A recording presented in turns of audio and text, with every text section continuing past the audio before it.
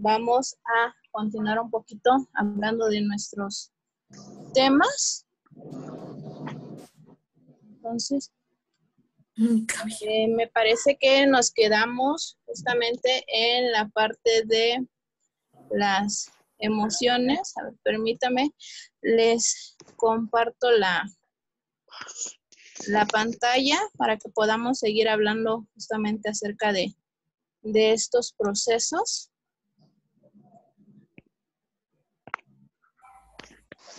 Permítame, nuevamente les voy a tratar de compartir.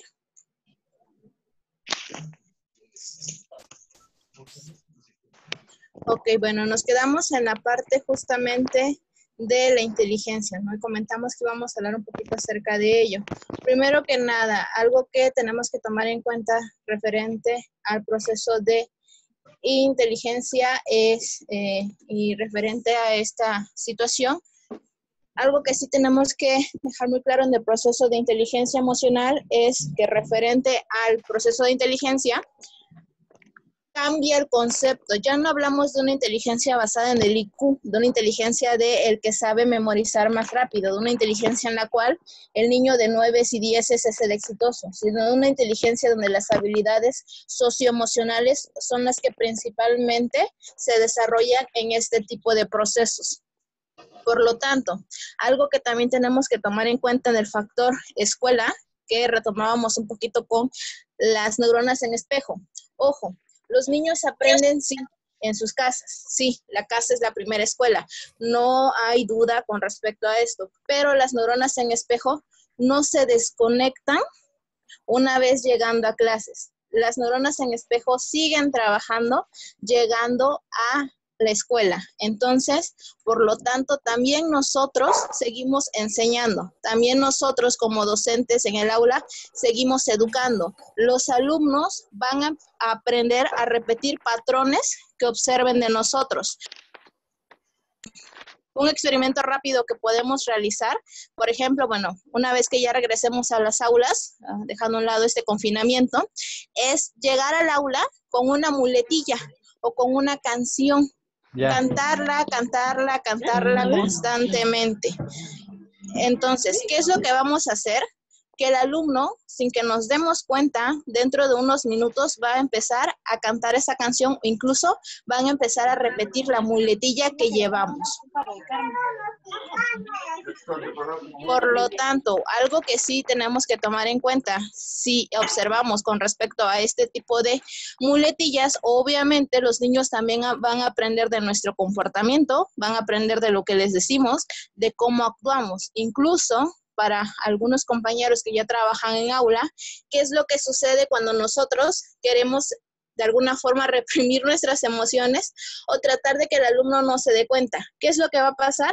Que le vamos a preguntar al alumno, quizá que todo está bien, todo está perfecto, pero el alumno va a llegar y nos va a decir, maestra, ¿por qué estás triste? ¿Por qué estás enojada? Cuando quizá nosotros lo estamos disimulando muy bien con nuestra sonrisa de guasón, pero resulta que no. Y es ahí la importancia del cual tratar de llegar con emociones positivas al aula. Tratar de reconocer también este tipo de procesos de manera adecuada. Un dato importante que tenemos que tomar en cuenta es, por ejemplo, que en la prueba PISA, en la anterior prueba PISA, se arrojaron los resultados en los cuales PISA, recordemos que en esta última prueba agrega preguntas con respecto al proceso socioemocional, sobre todo enfocado al punto de acoso escolar. Sorpresa que nos hemos dado en el cual en esta última aplicación de PISA los resultados fueron que México está en el primer lugar a nivel internacional de acoso escolar. Tenemos un grave caso de acoso escolar, compañeros. Y aunado a esto se hizo una investigación ya de manera individual en la cual se tomaron en cuenta o se encuestaron a alumnos de estados centrales de la República desde preescolar hasta nivel universitario y la sorpresa también que nos hemos dado es en la cual, por ejemplo, resulta que los niños que han dicho, o chicos que han dicho que han sufrido acoso escolar, no ha sido por parte de sus pares, vaya, por parte de sus compañeros, sino ¿Ya lo por escuchó? parte de sus maestros. De ahí la importancia en la cual nosotros como maestros trabajar en la inteligencia emocional, porque quizá un alumno agresor lastima a 1, 2, máximo 5 niños. Un maestro puede agredir, si es básica, de 30, si es superior, hasta 1000 estudiantes. Porque recordemos que en secundaria, bachillerato y universidad trabajamos con diferentes grupos. Entonces, tratemos de trabajar, por favor, en nuestra inteligencia emocional, tratemos de motivar justamente a nuestros niños para que ellos puedan trabajar en su inteligencia, se puedan acercar a nosotros, nos tengan confianza. En el aula no necesitamos disciplina, no necesitamos imponernos. Ojo, ¿por qué? Hay un proceso en el cual, por ejemplo, comentamos muchas veces, es que los alumnos de ahora ya no nos respetan. Si nosotros hacemos un análisis a la historia de la educación con respecto a la forma de trabajo, como maestros jamás hemos tenido un respeto como tal. Hemos implantado miedo. Si mi alumno antes de hacer o no hacer algo piensa en el que mi maestro me puede pegar o me puede agredir, entonces no estamos trabajando con emociones, estamos imponiendo un miedo hacia el estudiante. Tratemos de enfocar más una educación empática, una educación donde comprendamos y escuchamos a nuestros niños, a nuestros alumnos, donde realmente tomemos en cuenta las emociones que puedan estar expresando. Y recordemos, esta cuarentena nos ayuda muchísimo para trabajar con nuestras emociones. Entonces, trabajemos con nuestras emociones, tratemos de desarrollarlas todos los días, tratemos de hacernos una autoevaluación para que justamente se trabaje y aprovechemos que nuestros niños están en casa y dejemos tareas o actividades, no tantas, sino más bien actividades lúdicas, actividades con juego, en donde ellos puedan aprender, pero al mismo tiempo puedan trabajar con mamá y papá mientras se divierten. Entonces busquemos otro tipo de actividades, más que estarlos sentados en un escritorio. Y pues bueno, compañeros, esta sería nuestra parte final. En este momento vamos a dar inicio a nuestra sesión de preguntas. Entonces, por favor, para los que quieran participar en la barrita también de opciones de la plataforma, hay una opción de levantar la manita. Entonces, si pudiesen darle clic, para los que quieran participar, le dan clic en levantar la manita para que podamos otorgar la palabra y pues esto no se vuelve un poquito extraño, ¿no?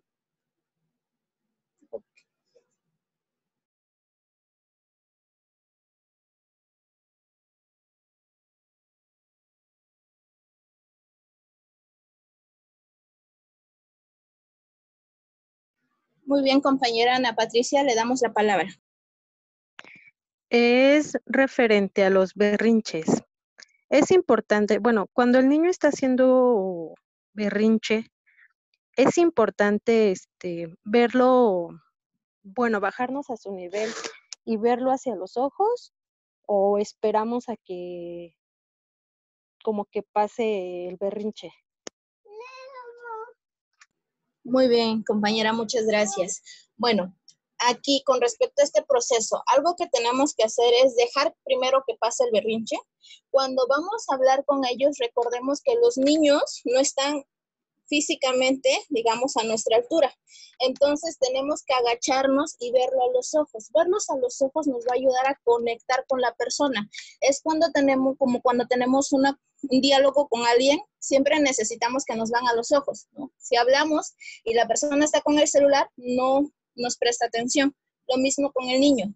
Tengo que agacharme, sentarme de tal forma que él me vea a los ojos y yo platico con él. Pero una vez que pase el berrinche, digamos, como para buscar por qué se generó el berrinche y buscar también una solución para que después él pueda aprender a cómo expresarlo. Ah, ok, muchas gracias. Al contrario, maestra, para servirle. Perfecto, bueno, entonces vamos con la compañera Stephanie. Le damos la palabra. Gracias, buenas noches. ¿Qué hacer cuando como docentes nos topamos con algún niño que a pesar de brindarle todas las herramientas para expresar sus emociones, es muy cerrado y no está acostumbrado por su entorno familiar a expresar emociones? Muy bien, muchas gracias, compañera. Bueno, primero que nada, tomemos algo en cuenta. Son 24 horas del día. 5, 3, 7 están con nosotros, los demás en casa. Nosotros podemos hacer algo para tratar de trabajar las emociones en el aula, pero los padres tienen un porcentaje más amplio en el proceso de emociones. Algo que nos puede servir, como lo comentaba el compañero, es crear talleres para padres o tratar de involucrar a los padres en las aulas. Algo que en el caso, por ejemplo, con mis adolescentes, me funciona con los papás que llegan cuando reciben calificaciones, es darles una reflexión, que todos podamos leer conjuntamente, hacer un debate sobre el tema, que nos pueda tocar de algún proceso de emociones, algo referente a los chicos, para que preparemos a los papás antes de las calificaciones, ¿no? Por si existe alguna calificación negativa. Entonces, esto también les ayuda. Tratar de involucrar a papás, por ejemplo, ahora que están en cuarentena, como le comento, poder pedirle a los papás o a los niños que nos creen un diario grupal. En este caso, un diario familiar. Por ejemplo, que cada día le toca a un miembro de la familia expresar sus emociones. Hacemos lo mismo, redactamos. Hoy me desperté feliz porque iba a hacer tal actividad. Desayuné un poquito, o antes de desayunar estaba entusiasmado porque mamá me iba a hacer hot cakes, etc. Entonces me van desglosando cada día un miembro de la familia una emoción.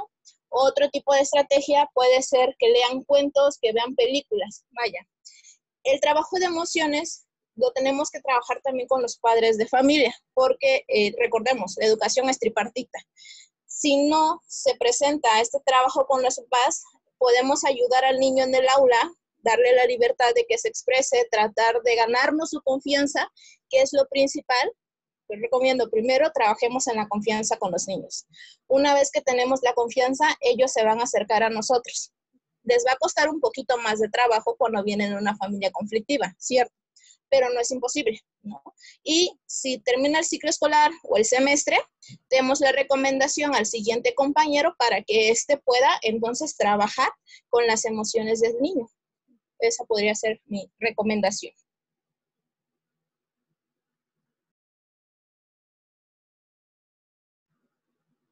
Bien, no sé si me di a explicar bien, compañera.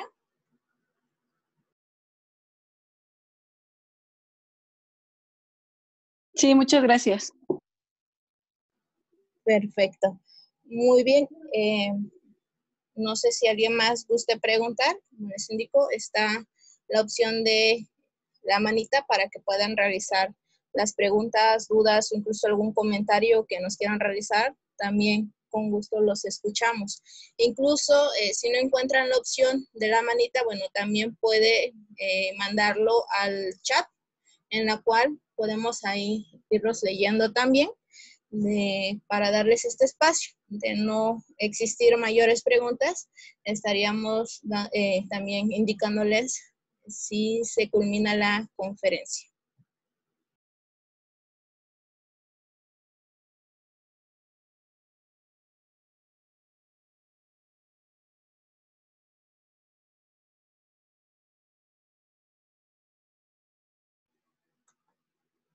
Muy bien, la compañera Reina España, la escuchamos.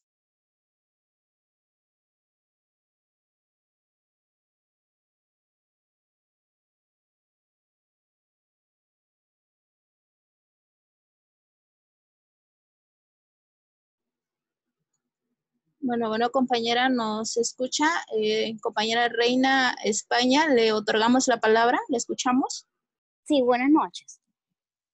Ustedes Buenas noches. estaban hablando de las emociones. Es muy interesante, la verdad. Y a veces, muchas veces se nos ha complicado incluso tratar con padres de familia, porque a muchos no les gusta tratar acerca de las emociones, porque pienso que han de pensar ellos que uno como docente no se debe de meter en la vida familiar de ellos. ¿Qué se puede hacer o qué podemos optar nosotros para que ellos nos ayuden igualmente con los niños emocionalmente hablando? Ok, muy bien, muchas gracias, compañera. Bueno, Referente a esta situación de si los padres se pueden sentir un poquito ofendidos, primero, yo recomiendo hacer una entrevista. Por ejemplo, en el caso de educación básica, tratar de hacer una entrevista al inicio del ciclo escolar. En el caso de compañeros que trabajan con grupos, por ejemplo, secundaria en adelante, que son muchísimos alumnos, les recomiendo identificar al alumno que puede tener algún problema en cuestión a las emociones, un alumno reprimido, un alumno que cambia constantemente de expresión emocional. ¿Y por qué la entrevista? Porque aquí conocemos a los padres de familia. Antes de hacer una recomendación directa, recordemos que muchos papás, como comenta la compañera, se pueden sentir agredidos, aludidos de que nos estamos metiendo en la educación de sus niños. Tratemos de hacer comentarios. Por eso la parte de la recomendación de hacer reflexiones, de comentar ciertas noticias, porque así los papás no lo decimos directamente, pero algunos lo comprenden o comprenden que ellos quizás están haciendo ese tipo de actos. Y de forma indirecta damos el mensaje. Otro tipo de procesos en las entrevistas, lo que nos ayuda es saber con qué tipo de papás estamos trabajando. Vaya, si es un papá violento, si es una mamá agresiva, qué tipo de padres estamos trabajando en el aula. ¿Por qué? Porque algo que sucede mucho que nos puede afectar es, por ejemplo, que nosotros le decimos a mamá, fíjese que el niño se portó un poquito mal, por favor hable con él, nosotros de manera tranquila, y la mami quizá nos va a decir, sí maestra, no se preocupe, pero resulta que en casa agrede físicamente al niño porque se molestó por lo que les dijimos. Entonces, ¿qué va a suceder? Que ese niño va a llegar al aula o lo primero que va a pensar es, mi mamá me pegó por culpa de la maestra. No por mi actitud, por culpa de la maestra, porque la maestra le dijo cómo actúe. Entonces, lo que va a suceder es que al día siguiente va a llegar más agresivo al aula y con menor, digamos, disponibilidad para trabajar. Por lo tanto, en este tipo de procesos sí es importante platicar con los papás, hacer una entrevista, saber qué tipo de papás, con qué tipo de papás trabajamos, hacer comentarios como, a ver papás, ¿ustedes qué opinan acerca de que, por ejemplo, en México, el año pasado ya se legisló una ley para que los papás no puedan pegarles de cinturonazos, nalgadas a los niños? Tocar el tema, escucharlos y entonces ir evaluando de forma general a los papis para saber con quién nos acercamos, con qué papá no, o a qué papá le decimos qué cosa y a qué papá no. Lo ideal es primero evaluarlos, hacer un diagnóstico rápido para saber con quién contamos como apoyo y con quién es preferible trabajarlo solo porque si hablamos con ellos vamos a caer en problemas más grandes. Entonces también eso podría ser una opción, compañera. Muchísimas gracias. Para servirle. Bien. Vamos a responder algunas preguntas referentes que nos están mandando vía mensaje de texto. Ok. ¿Cuál debe ser mi actitud frente a un niño que me reta en el aula? Bien. Como maestros, tenemos un nivel de madurez emocional, quiero suponer, superior al del alumno. Por lo tanto, no vamos a responder de la misma forma. Si el niño se porta agresivo o se porta de manera retándonos, tratemos de responder de forma pasiva. Recordemos, una persona que se expresa de manera violenta está esperando una respuesta violenta. Si nosotros respondemos tranquilos, vamos a choquear a la persona. Vaya, el niño, quizá lo que tenemos que hacer es acercarnos, preguntarle si necesita algo, si quiere salir un poquito al sanitario, quiere tomar un poquito de agua, si quiere refrescar, y después platicamos con él, no en ese momento, porque está expresando una emoción de enojo o de ira. Tratemos de que esa emoción pase para que platiquemos con él. No le peguemos, no lo castiguemos, no le gritemos, por favor. Dejamos que la emoción pase, actuemos de forma pasiva, digamos de alguna forma tranquilos, y resolvamos de esa forma. Nos ayuda más a responder de manera violenta. Ok, la siguiente, con respecto a la resolución de conflictos, si tengo alguna estrategia. Muy bien, con respecto a la solución de conflictos, algo que también les puede servir mucho es el juego de roles. En el juego de roles vamos trabajando algunos casos hipotéticos en los cuales se puedan presentar procesos violentos. Por ejemplo, que un niño le pegue a otro, ponemos digamos, montamos este proceso en escena en el cual pasamos a dos pequeños, les damos el caso, que ellos en 2 minutos se pongan de acuerdo y busquen la forma de actuar y de resolver, crear mesas de debates. Ojo, los niños no están tan chiquitos nunca como para no poder aprender algo. Desde preescolar podemos trabajar debates, desde preescolar podemos trabajar exposiciones, desde preescolar podemos trabajar mesas redondas. Entonces, esto, entre más se comunique, es más sencillo porque normalizamos la comunicación y la resolución de conflictos. ¿Vale? Continuamos. Ok, ahora vamos a darle la palabra a la compañera Victoria Pichardo. La escuchamos. Hola, buenas noches. Bueno, por ejemplo, si el niño sigue igual de enojado, ¿qué estrategia se puede utilizar? Porque si está pasando el berrinche y no se puede calmar, ¿qué otra estrategia podemos tomar? Ok, dejemos y esperemos a que se calme. O sea, si el niño sigue con el es porque aún no se tranquiliza, ¿no? Si el niño cuando nos acercamos nos responde de manera agresiva, todavía tampoco está tranquilizado. Si el niño tarda 1, 2 horas, 3 horas en tranquilizarse, está bien. Como comentábamos, no en todos los niños el tiempo es el mismo, ni la expresión es la misma. Demos tiempo a que ellos puedan expresarse. ¿Vale?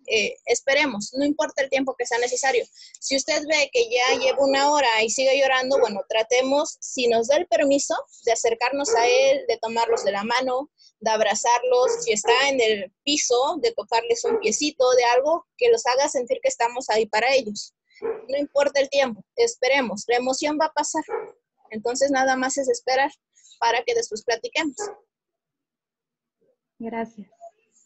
Para servirle. Okay. Bueno, continuamos con una escrita.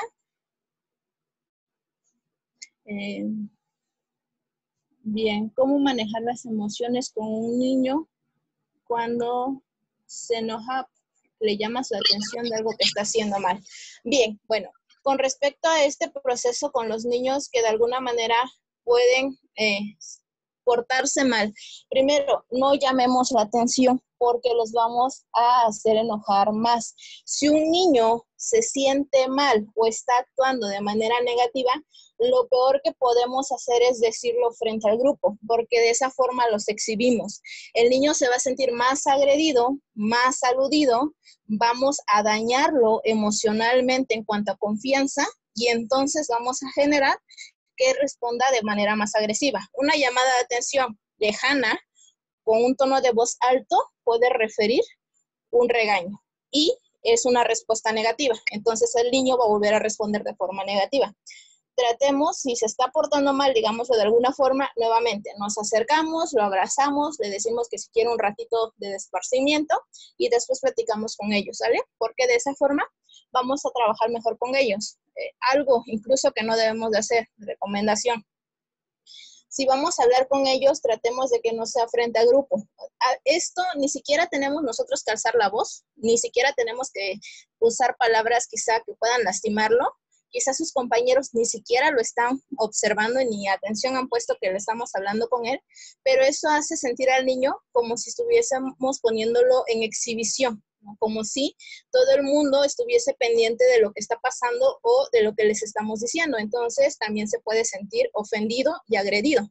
Tratemos de no hacerlo. Si vamos a platicar con ellos, salgamos un ratito del aula, esperemos a la hora de receso o a la hora de salida, pero nunca frente a sus compañeros, por favor, porque eso también los puede lastimar. Bien, compañero, NTSS, ¿no? Le damos la palabra. Buenas noches, soy Monse. Tengo una pregunta. Buenas noches. Por ejemplo, en el colegio tenemos las estrategias de utilizar el semáforo de conducta o el monstruo de las emociones y demás. Entonces, funcionan estos instrumentos como cierto tiempo, no es como permanente utilizarlos durante el ciclo escolar. ¿Cuánto tiempo me sugieres implementarlo dentro del aula? Bien, no hay un tiempo como tal establecido. Esto depende mucho de cómo usted observa a sus estudiantes. Lo que podemos hacer es ir cambiando. Por ejemplo, semáforo, por ejemplo, después trabajar emojis, por ejemplo, después trabajar en cuestión a un cuadro de emociones, después trabajar diarios emocionales, etcétera. Vaya, tratar de ir cambiando, no siempre la misma estrategia, pero también depende, como le digo, cómo reaccionan sus alumnos. Si a sus alumnos les encanta el semáforo, déjenlo, quizá todo el ciclo escolar les va a servir muy bien. Si no les gusta, busca otra estrategia. Depende mucho del contexto y generalmente no todas las estrategias sirven para todos los grupos y todos los niveles. Tenemos que ver qué tanto nos ayuda con respecto a nuestros niños de manera específica. Muy amable, gracias. Para servirle. Bien, continuamos con una pregunta escrita. ¿Qué otras estrategias recomienda cuando uno de mis alumnos presenta mucha deficiencia escolar y que tiene problemas de autoestima? Ok, los papás no dan seguimiento. Perfecto. Bueno, referente al proceso de autoestima, algo que les puede ser de mucha ayuda, recordemos, es que los papás aman las buenas calificaciones. No, en este punto no es regalar calificaciones, pero algo que les puede servir mucho son las notitas en las tareas, no en todas las tareas, pero por ejemplo en proyectos que el niño requiere mucha, digamos, paciencia o un trabajo más largo, dejar notitas de muchas felicidades, me gustó mucho tu tarea, muchas gracias por tu esfuerzo. Esas notitas hacen que también el padre de familia se sienta feliz y por lo menos regalemos momentos de felicidad en casa. Notitas simples, sí, pero a los papás les gusta que sus niños tengan buenas notas o que se les felicite por algo. Es, por ejemplo, para los compañeros, si nosotros invitamos al padre de familia porque le decimos que vamos a platicar con él con respecto a la conducta del niño, ese papá o no llega, o llega tarde, o llega de mal humor. En cambio, si le decimos, papá, le vamos a otorgar un reconocimiento a su niño porque fíjese que va muy bien y demás, ese papá va a llegar antes, va a llegar de muy buen humor y va a estar platicando con todo el mundo. Así trabajan. Entonces, tratemos de trabajar con la autoestima, también por medio de los papás. Tratemos de trabajar con él el reconocimiento. Por ejemplo, hijo, qué bueno que llegaste, me gusta mucho tu mochila, hoy escribes muy bonito, felicidades por tu tarea, está muy padre, etcétera. Esos pequeños comentarios les ayudan. Entonces, trabajemos con ellos todos los días, nos puede servir mucho. ¿Vale? Ok, entonces vamos a continuar. Ok. ¿Qué podemos hacer en el caso de que un niño se comporte desafiante o con conducta hasta cierto punto violenta con sus pares y con la maestra y claramente no estamos recibiendo apoyo de casa?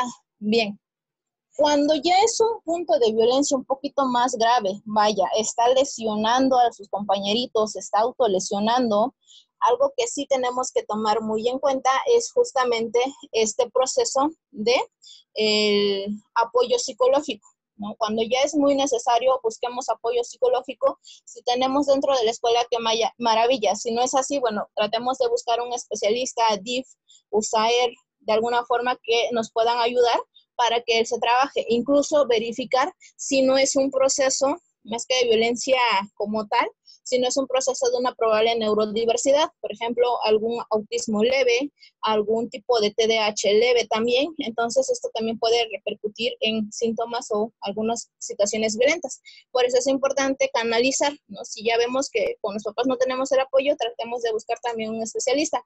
Como maestros no podemos curar a todos, sanar a todos, ni resolver todo. También tenemos que reconocer que necesitamos el apoyo de compañeros, psicólogos, maestros de educación especial, pedagogos, psicopedagogos que nos pueden ayudar en este tipo de situaciones.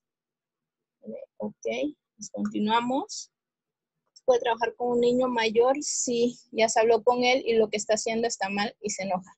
Bien, depende de la edad del niño. Si es un niño como tal, todavía no entra en la pubertad, se puede manejar. Si es un niño que ya entró en la pubertad o que ya está incluso en la adolescencia, es más complejo. Nuevamente, tenemos que tratar de buscar un apoyo psicológico, tratar de que él comprenda que las situaciones que se están manejando no es de forma adecuada, tratar de observar qué música escucha, qué series observan. Esto nos puede ayudar.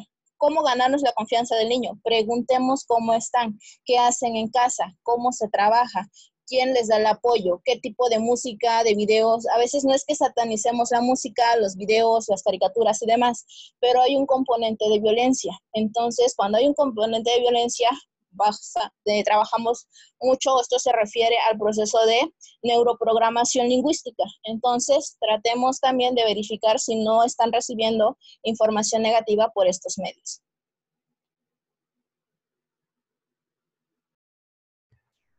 Bueno, muchas gracias. Para complementar esta pregunta.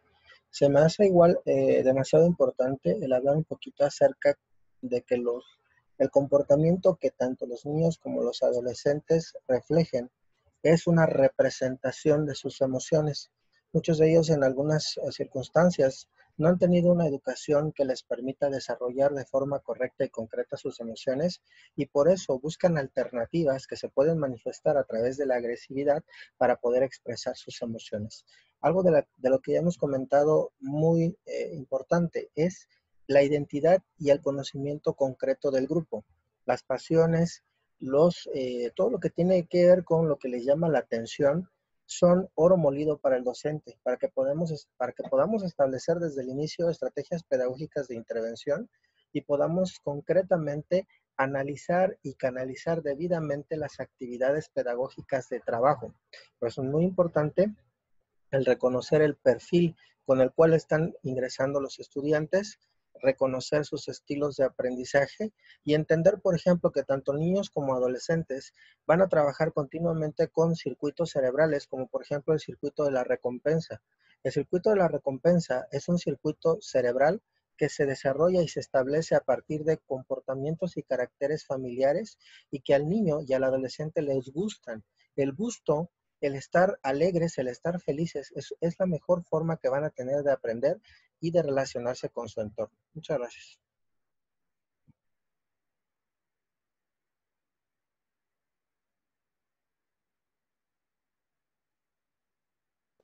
Ok, muchas gracias, compañero.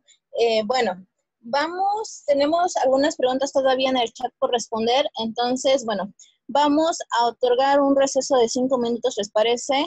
A las 10 en punto de forma exacta, nos conectamos para resolver la última ronda de preguntas y ir dando un poquito de nuestras conclusiones. Entonces, en 5 minutos nos conectamos, compañeros.